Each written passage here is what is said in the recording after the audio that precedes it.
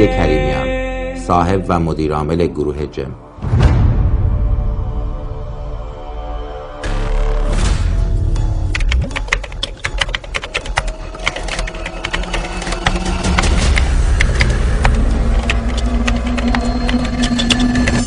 من همیشه بر اساس اسناد حرف میزنم.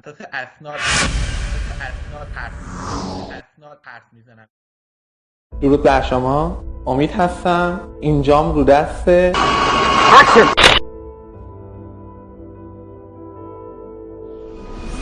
آقای کریمیان. البته حالا فارغ از اون رادیکال بودن مجاهدین، اومدن یک جریانی مثل جم تیوی رو راه انداختن و 22 تا کانال جم تیوی. من چون با 3 تن از مجریای جم گفتگو کردم و 2 تاشون با من همکاری میکنن. تمام مجریایی که ایشون فریب میده میاره آنتالیا، که اینو ما میتونیم خیلی علنی بگیم، همشون رو مجبور میکنه پناهنده بشن که راه برگشت دیگه نداشته باشن تا تن بدن به خواسته های ایشون. مثلا که بیمارم هست. اینا چیزاییه که من نه از یکی دو تن، از نزدیک 5 تا 6 تا خانومی که اونجا کار کردن، من یکی از این خانومایی که اونجا مجری بوده من میارم رو خط، خودشون باهاتون صحبت کنم بدونید که چقدر اطلاعات دقیقه.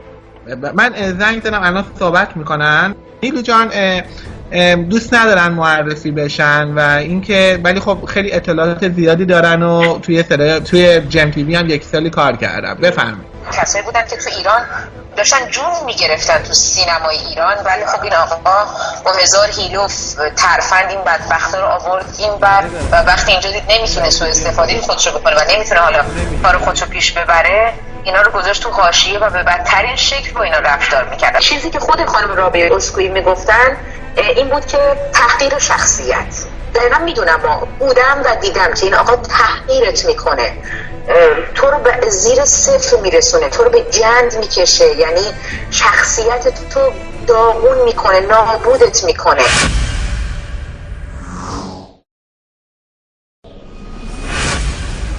برای توی چنگ نگه داشتن این آدم ها لازم بود شخصیت این افراد خورد بشه که بتونه ماکسیموم کنترل روی این افراد رو داشته باشه. و رجبی هم این آدم خرد و خاکشیر شده رو میخواسته که دیگه توان ایستادن جلوی اونو نداشته باشن. اونجا که اصلا فساد اخلاقی نمیشه بود، برای اون آقا فساد اخلاقی نبود، یک پوان مثبت بود. یعنی اگه کسی اون کارا رو نمیکرد به چشم این آقا عزیز نبود و انگ بهش میچسبوند و خلاصه حالا کارش به اخراج میکشید. که این آقا تاکید میکرد که ما باید این فرهنگ رو در خانواده های ایرانی کم کم جا بندازیم که دلیلی نداره. آقا تعصب یعنی چی؟ غیرت داری واسه زنت همه کاری بکن، تعصب بیجا رو بذار کنار. زنت دوست داره مسافرت، مثلا زن تو، حالا اشاره میکرد یکی از همکارا، زن تو دوست داره بابام بیاد مسافرت، چه ایبی داره آقا؟ آخه معذرت میخوام، ما هنوز اینقدر ببخشید که زنش چه مردش تو ایران فکر نمیکنم هنوز اینقدر بی غیرت شده باشن که زنشو بده دست این مرد دیگه بگه تو باش برو اروپا مسافرت، بلند شو برو شهر دیگه مسافرت، 7 روزم با هم باشیم بعد بیا اینجا منم پشت دست تو ببوسم. گفتش که تو باید اینقدر به من اعتماد بکنی، اینقدر من رو باور داشته باشی با من رهبر ایدئولوژیکه که من مجاز باشم همه زنهای دنیا به من حلال باشه، از جمله زن تو. کسی که توی صدا و سیمای ایران درس خونده باشه، حتی اصلا درس هم نه کار کرده باشه، 1 سالش میارزه به 10 سال خارج از کشور. اون وقتی میای اینجا تازه باید ببخشید بری پیش کسایی یاد بگیری و بشینی شاگردی کسایی رو بکنی که دونه کریمیان هستن. فقط اینجا که درینک به قول خودش درینک دهنش میکنن. من این مسئله فسادشون رو اصلا میتونم ثابت کنم که کدوم استخ، کدوم خیابون، حتی خیابونش رو توی آنتالیا من پیدا کنم که ایشون تو کدوم خیابون خانم‌ها رو مجبور میکنه و میگه بیاید مشروب بریزید تو دهن من، به این شکل. یعنی اصلا این یه چیز داره، یعنی همه تو تلویزیون میدونن که خانمایی که اونجا کار میکنن باید شب برن خونه ایشون توی استخری که دارن. و یه دفعه دیدم که مثلا اعضای ارشد شورای رهبری شروع کردن به درآوردن لباساش و مریم رجبی و بقیه همه دارن تشویق میکنن که این حوض شماست، شیرجه باید بزنید، بیاین لخت بشین جلوی رهبری. مسعودم شروع کرد همینجوری راحت نشست و همه رو نگاه میکرد. اصلا میگم من دروغ میگم، همه اونایی که اونجا بودن میخوان بر علیه آقای کریمیان و بر علیه شبکه‌اش حرف بزنن. من دروغ میگم. ولی ببخشید آقا شما برید داخل سایت، داخل فیسبوک شیما نگاه کنید، فیسبوک شخصیش، ببینیم چه عکسایی داره. بذارم بهتون بگم کیا فوق‌العاده سوگلی کریمیان بودن. شیما، ماندانا، قبلا که سارا رهبر بود که اونم خوب حالا زد زیرش کشید تموم شد رفت، خواهر شیما که اصلا دیگه خیلی رابطش با کریمیان خوب بود، خیلی زیاد. ماندانا که اصلا تو خونه کریمیان زندگی میکرد، حالا به عنوان دوست دخترش هم اون بود، هم فرنوش بود. راجع به انتخابم میکرد و با یه سری که قشنگ بودن.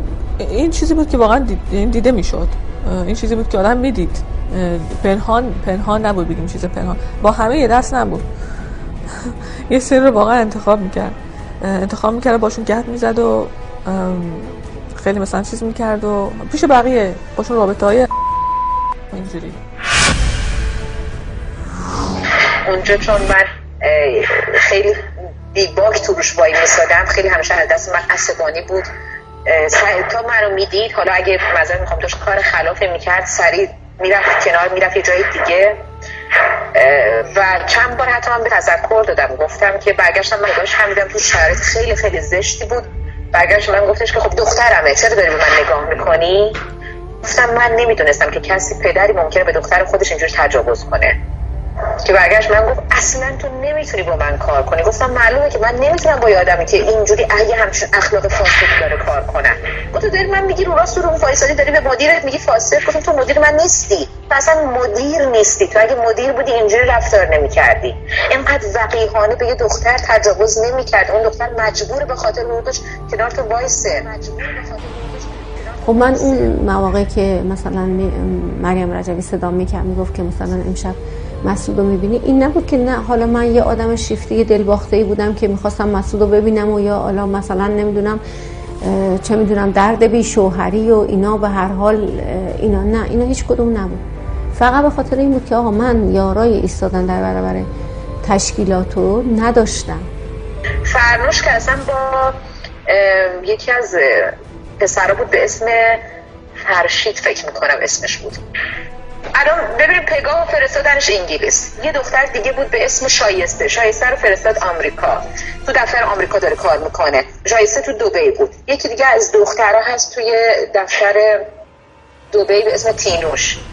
اینا رو دیگه دست پرورده خودش کرده بود، یعنی اینقدر اینا رو دستمال کرده بود که دیگه اینا عادت کرده بودن. اگه یه روز کریم اینا رو دستمال نمی‌کرد اینا ناراحت بودن، گفتن ای وای سعید امروز ناراحته. بعد جالب اینجا بود که میگفت منو سعید صدا کنی، یعنی اصلا مثلا رابطه مدیری و کارمندی از بین بره، یک رابطه صمیمی باشه که ازش استفاده کنه و بعدا مجبورشون کنه به موندن. ما رو تشویق می‌کردن که رابطه یگانه بزنیم با مسعود رجوی، از کلمات عاشقانه و صحبت‌های عاطفی با مسعود رجوی صحبت بکنیم. من سوال می‌کنم برای چی این کار می‌کردن؟ خب برای بی بازگشت آینده‌ای، برای اینا متصوری نباشه. من جسارت می‌کنم خدمت شما، ولی شما توی یک اداره دارین کار می‌کنین، همکارتون زن داره، با زنش اومده توی سازمان شما، توی تلویزیون شما کار کنه. وقتی که مدیر رد چه، ببخشید من خیلی شما گفتیم چی کار می‌کرد، چه کاری می‌کرد که شما دیدین. مدیر جلوی همسرش معذرت میخوام مرتب دست کنه پشت باشه. این به نظر شما یعنی چی؟ یعنی تصورشو بکنید اوج این خیانت، اوج این جنایت و خباثت اونجا برجسته میشه که با وجود زنانی که تمام هستی خودشونو، زندگیشونو، عواطفشونو و همه چیزشونو در این راه گذاشتن، النهایی ختم بشه به کجا؟ به اتاق خواب مسعود رجوی و سوء استفاده جنسی مسعود رجوی. کسی که توی صدا و سیمای ایران درس خونده باشه، حتی اصلا درس هم نه، کار کرده باشه، 1 سالش میارزه به 10 سال خارج از کشور. وقتی میای اینجا تازه باید ببخشید بری پیش کسایی یاد بگیری و بشینی شاگردی کسایی رو بکنی که دونه کریمیان هستن. وقتی اینجا هم که درینک به قول خودش درینک دهنش میکنن.